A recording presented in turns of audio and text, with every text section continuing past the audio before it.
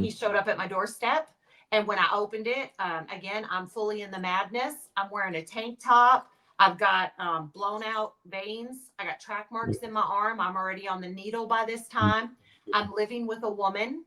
And I am just confident that his Bible believing, toting, preaching man was going to judge me, potentially take my kids, be disgusted by me. And he wanted to talk. And I was like, I did not want to. So I was about to slam the door. And our son, Freddie, was 5. And he had heard his father's voice. And so he came running in from the other room and he was like, Daddy, Daddy. And, so now I can't slam the door. So I was like, okay, let's go to the other room. Let's get this lecture over with.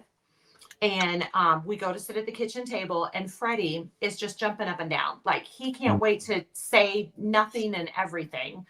He's just so excited. And I just kept saying, Freddie, go in the other room. Freddie, leave us alone. Freddie, your dad and I have to talk.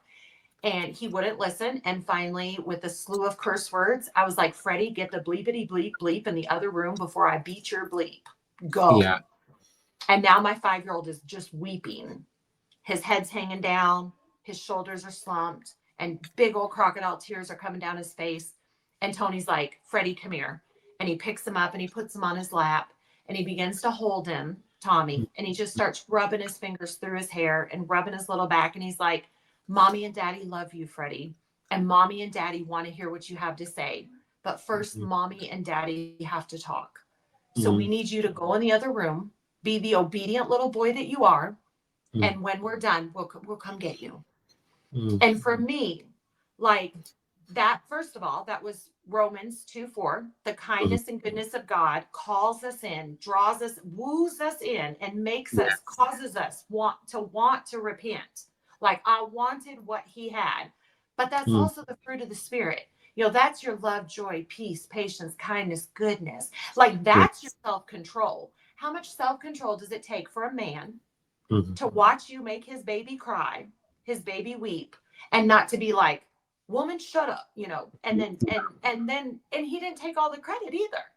Not only did he comfort Freddie, but he said, Mommy and Daddy love you. And, and so he explained to me, he said, Nikki, the world is going to beat our kids up. And it's our job as their parents to speak life over them, to call out the good. And I was like, wow. Because here's the thing, Tony without Jesus, Tony, 6 years ago, obviously was good. I married him. I had a kid with him. He had custody of his kids.